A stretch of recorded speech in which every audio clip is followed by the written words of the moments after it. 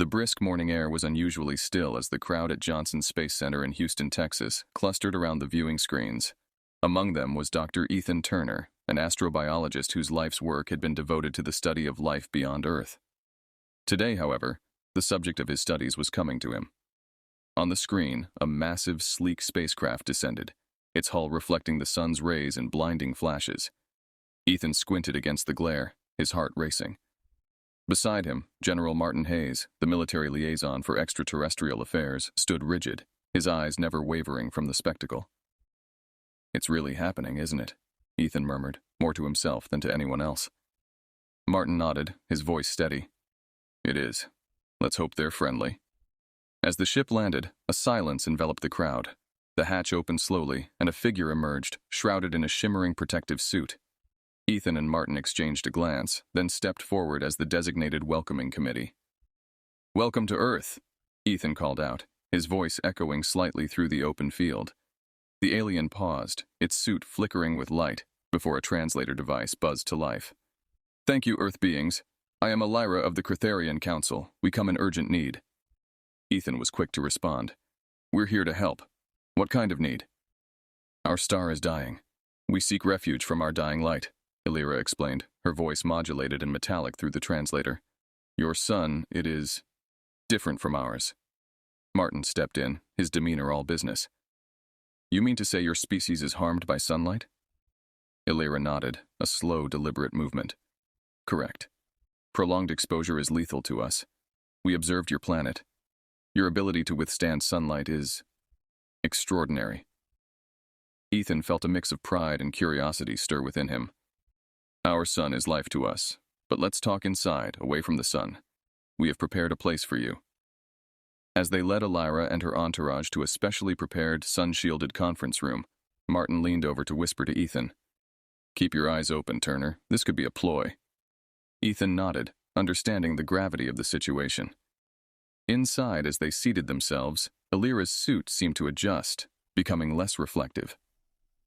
"Thank you for this accommodation," Elira began, looking around the room. "We hope to learn from you, to perhaps adapt to sunlight as you have." Ethan was fascinated. "There's much we can share, but we'll also need to understand more about your technology, your culture. This must be a two-way exchange." Martin agreed, though his tone was cautious. "Yes, an exchange. We'll need transparency, Elira. Trust goes both ways." Elira's nod was accompanied by a series of soft clicks, her suit contracting further. "Agreed. We have much to discuss." As the meeting unfolded, Ethan couldn't help but feel they were standing on the brink of a new era. Humanity was not just meeting extraterrestrial life, they were about to engage with it, learn from it, and possibly help save it. The responsibility weighed heavily on him, but excitement thrummed through his veins too.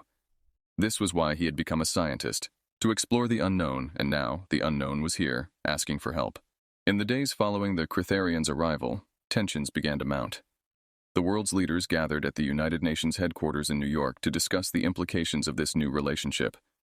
Dr. Ethan Turner was present, representing the scientific community, alongside General Martin Hayes and other high-ranking officials. The main conference room buzzed with a mixture of languages and opinions as each nation voiced its concerns and hopes. Martin, stern-faced, leaned over to Ethan as they prepared for the meeting to begin. "We need to set some ground rules, Ethan. We can't just open our doors without understanding the risks." Ethan nodded, his mind racing with the scientific possibilities and potential threats. "Agreed. But we should also focus on the humanitarian aspect. They're refugees, Martin." Before Martin could reply, the room fell silent as Elira and her delegation entered. The Cretharians' appearance still caused a stir, their shimmering suits seeming almost otherworldly under the fluorescent lights of the conference hall. The Secretary-General of the United Nations welcomed them warmly. "Let us begin by affirming our commitment to peace and cooperation," he announced. "We are here to find common ground and to ensure the safety and well-being of both our peoples." Elira stepped forward, her translator humming to life. "We appreciate your hospitality. It is our hope that through cooperation we can find a new home here, away from the deadly radiation of our sun." The discussions that followed were tense but productive. Proposals were made to create a Cretharian settlement in a remote, sun-shielded location. In exchange, the Cretharians would share their advanced technology. However, as the session adjourned for a break, a catastrophic misunderstanding unfolded. A group of Cretharian children, unfamiliar with Earth's customs and environment, wandered outside into the sunlight. Panicked, their guardians rushed after them only to collapse under the sun's rays. Ethan, who had stepped outside for some fresh air, witnessed the chaos. He ran towards the children, shouting for help. "Medical team, over here!" Martin and security personnel hurried outside, their faces etched with concern and confusion. "What happened?" Martin demanded, looking from the writhing, pain-stricken Cretharians to Ethan. "They didn't know," Ethan gasped out of breath. "They didn't understand our son would hurt them." This incident, though an accident, sparked outrage among the Cretharians and fear among humans. Rumors and accusations spread like wildfire, and the fragile trust between the two species began to crumble. In the emergency meeting that followed, Martin addressed the Cretharian leaders with a mix of regret and firmness. This was a tragic accident, and measures will be put in place to prevent such incidents. But we must not let fear drive us apart. Elira, her voice cold and formal through the translator, replied, "We must reconsider our position here. Our safety is compromised." As the meeting concluded, Ethan and Martin exchanged worried glances. The path to coexistence seemed more fraught than ever, and the dream of a unified Earth and Cretharian future was slipping away. The question now was not just whether they could live together, but whether they could survive the growing divide. The diplomatic relations, strained by the tragic incident, reached a breaking point. Ethan Turner watched from the control center at NASA as reports came in of Cretharian ships positioning themselves in a blockade around Earth. The once promising talks of peace and technological exchange had devolved into a tense standoff. Beside him, General Martin Hayes coordinated with international forces, his face a mask of resolve.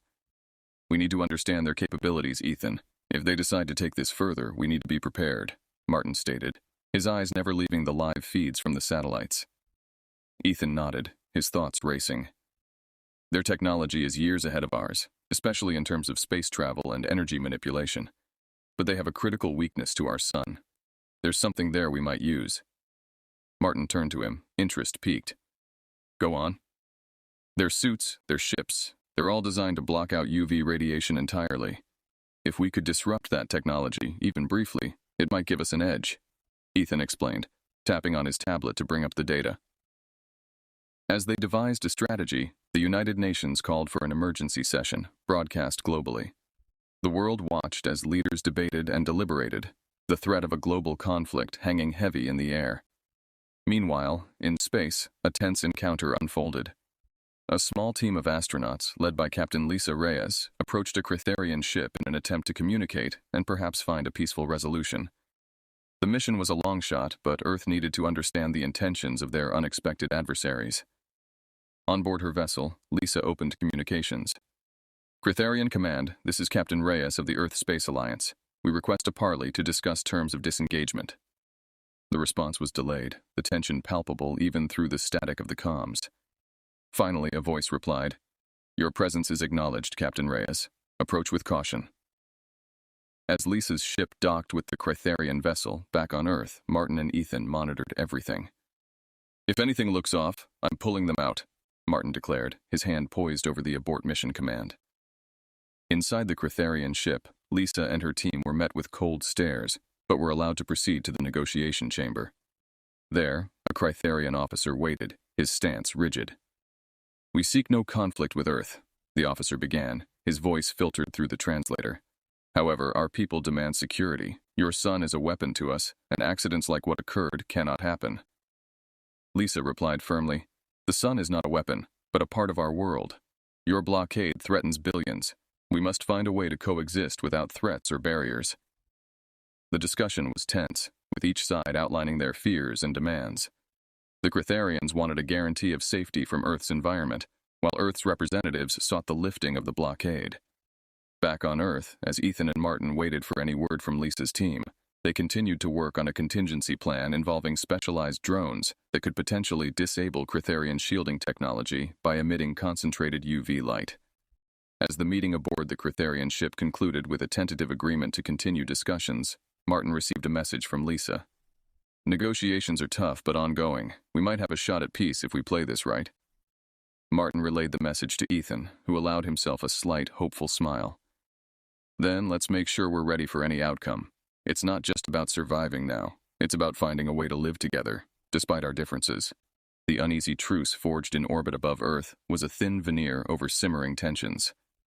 Back on Earth, in a network of undisclosed locations, a resistance movement began to take shape. Led by General Martin Hayes and advised by Dr. Ethan Turner, the group consisted of military strategists, scientists, engineers, and civilians, all united in preparing for a possible escalation. In one such hidden base, deep within the Rocky Mountains, Martin convened a meeting to discuss their options. The walls were lined with monitors displaying satellite imagery and data feeds, the atmosphere charged with a mix of determination and anxiety. "Listen up," Martin addressed the room, his voice firm. "We've managed to buy some time with the Cretharians, but we're not out of the woods yet. We need a plan that ensures Earth's safety without sparking an all-out war." Ethan stepped forward, flipping through the digital slides on the screen. "We've been working on a series of countermeasures. These include enhanced UV drones that can temporarily disable Cretharian shields, and we're also developing a solar reflector that could amplify sunlight in targeted areas without direct confrontation." A murmur ran through the room as the implications sank in. One of the engineers, Lieutenant Sarah Joe, raised a hand. "What about the risk of escalation? If we use their vulnerability against them, it could lead to retaliation." Martin nodded, acknowledging the concern. "It's a risk, but we're also working on defensive structures here on Earth. Underground shelters, UV-proof safe zones for civilians, and diplomatic channels are all in play." The strategy was to prepare for the worst, while hoping for the best. As the meeting drew to a close, Martin pulled Ethan aside. "Make sure the teams know what's at stake. We're not just fighting for territory, we're fighting for the right to exist on our terms." In the following weeks, Ethan and a team of scientists worked tirelessly to refine the solar technologies. Meanwhile, grassroots efforts led by local leaders began to prepare communities for potential emergencies, distributing UV protection suits and setting up local safe zones. As part of the Resistance's efforts to stay prepared, mock drills became routine. During one such exercise, a real crisis erupted. A Cretharian scout ship, perhaps unaware of the ongoing military exercises, appeared over one of the smaller towns in Nevada. The town's early warning system, upgraded with Cretharian technology, kicked in, and the local resistance unit scrambled to respond. Ethan, who had been visiting to oversee the installation of a new type of solar panel, found himself in the middle of the action. Using a prototype handheld UV emitter, Ethan directed the beams at the scout ship, which faltered, its shielding flickering under the intense light. The ship retreated, leaving behind a stunned but unharmed populace. News of the incident spread quickly, and Martin received reports of the encounter with mixed feelings. "This could be seen as an act of aggression," he pondered aloud in his office. Ethan, still dusty from the field, replied, "Or a demonstration that we can defend ourselves if necessary. We need to communicate this carefully, not just to the Cretharians, but to the world." As the sun set over the mountains, casting long shadows over the resistance base, the weight of their choices loomed large. They were walking a tightrope between defense and provocation, with the fate of Earth hanging in the balance. The incident in Nevada had shifted the dynamic between Earth and the Cretharians. Earth's demonstration of their preparedness and defensive capabilities, though initially intended as a deterrent, caused ripples of concern among the Cretharians, who realized the potential for Earth to exploit their solar vulnerability. The standoff intensified as both sides bolstered their defenses, preparing for what many feared would be an inevitable escalation. At NASA's converted command center, now a hub for managing the crisis, Ethan Turner, General Martin Hayes, and their team gathered to assess the latest satellite data. The room was tense, the air thick with the responsibility of each decision they made. "Ethan, what's the status on the deployment of the solar reflectors?" Martin inquired, his eyes scanning the monitors that displayed the positions of Cretharian ships encircling the planet. "We've got the first array set up in orbit. If we angle it correctly, we can focus a beam of intensified sunlight on any Cretharian ship that gets too close without directly engaging them," Ethan explained, adjusting the trajectory simulations on his screen. "Good. Keep it non-lethal. The last thing we need is to give them a reason to retaliate," Martin advised, his voice stern but laced with caution. In parallel, diplomatic efforts were renewed in an attempt to de-escalate the situation. Ambassadors from various nations worked tirelessly, communicating with the Cretharian leaders, proposing a series of peace talks and mutual agreements on territory and technology sharing. However, the Cretharians remained skeptical, their trust eroded by the recent confrontation. As Earth's defenses solidified, an unexpected breakthrough came from a covert reconnaissance mission. Captain Lisa Reyes, leading a specialized team, managed to infiltrate a Critharian outpost on one of their smaller support vessels. They discovered that the Critharians were struggling with a failing life support system, a weakness that could potentially be used to leverage peace. Lisa transmitted her findings back to Earth. It seems they're not as invincible as they want us to believe. Their life support systems are overextended, likely due to their sun-shielding technology. It's a heavy drain on their resources. Armed with this new information, Ethan and Martin debated their next move. We could offer our help with their life support in exchange for them standing down. It shows we're not just out to get them, Ethan suggested, always looking for a solution that could avoid further conflict. Martin agreed, albeit reluctantly. All right, but let's keep our cards close. Prepare a diplomatic envoy to discuss this. Lisa, stay on standby in case we need more leverage. The preparations for a diplomatic mission began, with Earth's leaders cautiously optimistic about the potential for a resolution. Meanwhile, the resistance forces remained on high alert, ready to defend against any possible aggression. As the sun rose over the horizon, casting its warm glow across Earth, it served as a reminder of the planet's unique relationship with its star. For the Critharians, the sun was a threat. For humanity, it was a source of life, and now, possibly, a path to peace. The next steps would be crucial in determining whether the tide of conflict could truly be turned toward lasting harmony. The diplomatic envoy, led by Ethan Turner and accompanied by a team of negotiators and technical experts, prepared to board the shuttle that would take them to the Critharian mothership. The atmosphere at the launch site was tense, a mixture of hopeful anticipation and underlying fear of betrayal. General Martin Hayes, overseeing the operation, gave Ethan a firm handshake before departure. Remember, Ethan, keep the conversation focused on mutual benefits. We help them with their life support issues. They stand down and consider a permanent peace treaty, Martin instructed, his voice low and serious. Understood, Ethan replied, adjusting his translator device. We'll show them that cooperation is in everyone's best interest. The journey to the Critharian ship was quiet, the silence reflecting the gravity of their mission. Upon docking, the Earth delegation was greeted by Elira and her advisors, who led them through the dimly lit corridors of their vessel. The interior of the ship was stark, with panels emitting a soft blue light that created an almost underwater effect. Elira initiated the discussion as soon as they were seated in the negotiation room. We are aware of your capabilities and your recent discovery about our life support systems, she stated, cutting straight to the point. What are your terms? Ethan took a deep breath before responding. Our terms are straightforward. We assist you with the technology to stabilize and enhance your life support systems. In return, we ask for the complete withdrawal of your forces from around Earth and a formal peace agreement. The Critharians exchanged glances, their expressions unreadable behind their visors. After a moment of silence, one of the advisors spoke up. And what guarantee do we have that once our ships withdraw, you won't use your solar technology against us? That's where trust comes into play, Ethan replied. We propose a gradual withdrawal, paired with joint patrols to monitor the process. We also suggest setting up a liaison office on Earth and on your fleet to facilitate ongoing communication. The negotiations stretched on for hours, with each side meticulously outlining their concerns and adjusting the terms of the agreement. Ethan and his team worked diligently to address each technical and diplomatic challenge, slowly building a framework for what could be a historic accord.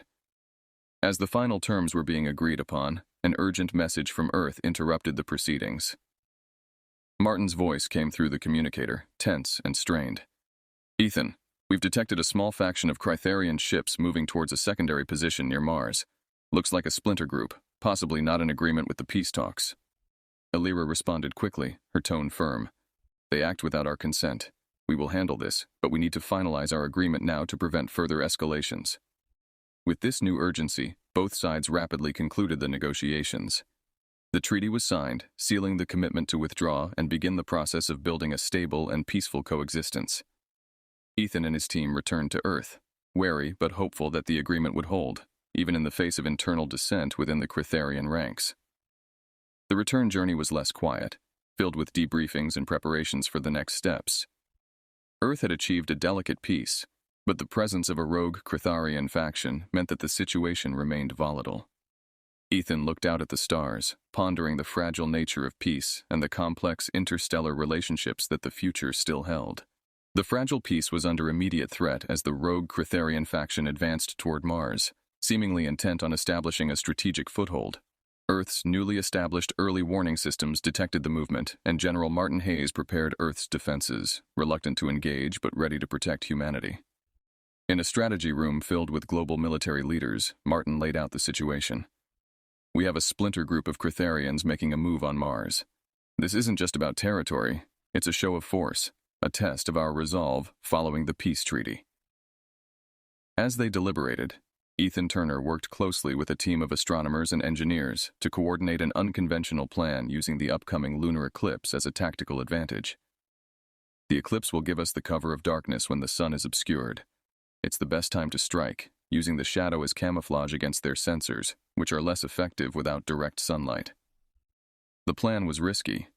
It required precise timing and coordination of Earth's orbital solar reflectors to direct a brief but intense burst of sunlight at the rogue ships just as the eclipse ended, catching them off guard and disabling their solar shields. As the eclipse began, Earth's forces, led by Captain Lisa Reyes, maneuvered into position. The world watched in suspense as darkness swept over the battlefield and space. The timing had to be perfect. Even a slight miscalculation could lead to disaster. Lisa, in command of the strike team, coordinated the fleets. All units, hold position. Wait for my mark to engage, she commanded, her voice steady but tense through the comm system. On Earth, Ethan monitored the alignment of the solar reflectors. Reflectors are in position.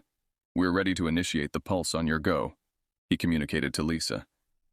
As the total eclipse reached its peak, the rogue Critharian ships, confused by the sudden darkness, slowed their advance, their sensors scrambling to adjust. This was the moment Earth had been waiting for. Now, Lisa, execute, Martin ordered. Lisa gave the signal, and the solar reflectors, calibrated to Ethan's specifications, converged their beams on the Critharian ships. The burst of sunlight, amplified and focused, hit the ships with blinding intensity. The rogue ships' shields flickered and failed, leaving them exposed and disoriented. Direct hit! Their shields are down. Move in for containment, Lisa directed her fleet, seizing the moment to neutralize the threat without significant destruction. The operation was a success. The rogue ships were disabled and captured with minimal damage, showcasing Earth's strategic capabilities and resolve. Following the battle, the main Critharian leadership, embarrassed by the actions of the rogue faction and impressed by Earth's restraint and tactical ingenuity, reasserted their commitment to peace. Back on Earth, in a global broadcast, Martin addressed the world. Today, we defended our home, not with the intent to destroy, but to preserve peace. Let this be a message to all about our commitment to peace and our capability to defend it. The Battle of the Eclipse became a symbol of Earth's strategic prowess and a turning point in human-alien relations. The successful defense against the rogue faction solidified the treaty with the Critharians, ushering in a new era of cautious but optimistic cooperation. As Earth and its former adversaries worked to rebuild trust and forge a common future, the human spirit's resilience and ingenuity were celebrated across the globe. In the aftermath of the Battle of the Eclipse, Earth experienced a renewed sense of unity and purpose. The successful defense against the rogue Critharian faction had not only safeguarded the planet, but also solidified the peace treaty with the Critharian leadership, who were now keen to prevent further internal dissent and strengthen ties with humanity. Dr. Ethan Turner found himself at the forefront of a new initiative, a joint Earth-Critharian scientific exchange program designed to foster understanding and cooperation between the two civilizations. In his new office at the International Space Coalition headquarters, he reflected on the swift changes. The walls were adorned with symbols of Earth and Crytheria, intertwined in a display of unity. General Martin Hayes, meanwhile, oversaw the construction of the first joint Earth-Critharian defense base on Mars, turning what had been a point of contention into a symbol of collaborative security. His leadership had been crucial in navigating the tense moments of the past months, and now he was shaping a forward-looking defense strategy. At the inauguration of the Mars base, Martin spoke to a mixed assembly of humans and Critharians. This base is not just a military outpost, it is a beacon of our shared commitment to protect and support each other. Here, we are not just allies, we are partners. Back on Earth, communities that had prepared for the worst now celebrated peace. Towns and cities hosted cultural exchange festivals where Earth's music, food, and art were shared alongside Cretharian traditions. Children learned about each other's worlds, and families opened their homes in a widespread hospitality program. Ethan participated in a live broadcast with Elira, now a familiar face to the people of Earth and a symbol of Cretharian goodwill. "Our two peoples have learned much from each other," Elira said, her voice no longer needing a translator as she had learned English. "We have seen that cooperation brings out the best in us, illuminating the strengths we bring to the table." In his lab, Ethan and a team of Earth and Cretharian scientists worked on developing new technologies that leveraged both human ingenuity and Cretharian precision. One of their first breakthroughs was a new type of solar panel that was far more efficient and less resource-intensive, ideal for use in both Earth's rural areas and Cretharian settlements. As Earth moved forward, the unity forged between the two races began to influence other areas of human endeavor. Diplomats from other planetary systems sought Earth's guidance in conflict resolution, and the United Nations expanded to include interstellar peacekeeping roles. The story of humanity's contact with the Cretharians, once marked by fear and misunderstanding, had evolved into a narrative of resilience, understanding, and mutual respect. It was a new dawn for Earth, one that brought with it the promise of a brighter, more inclusive future. Ethan, standing beside Elira at a conference on interstellar cooperation, concluded, "What we've achieved isn't just a treaty between two races, it's a blueprint for how all beings can coexist, through respect, understanding, and a shared desire for peace." As the conference ended, attendees from various worlds applauded, looking to Earth not just for leadership, but as a hopeful example of what the future could hold when diverse civilizations work together. The story of humanity and the Cretharians had just begun, but it was already inspiring galaxies across the universe.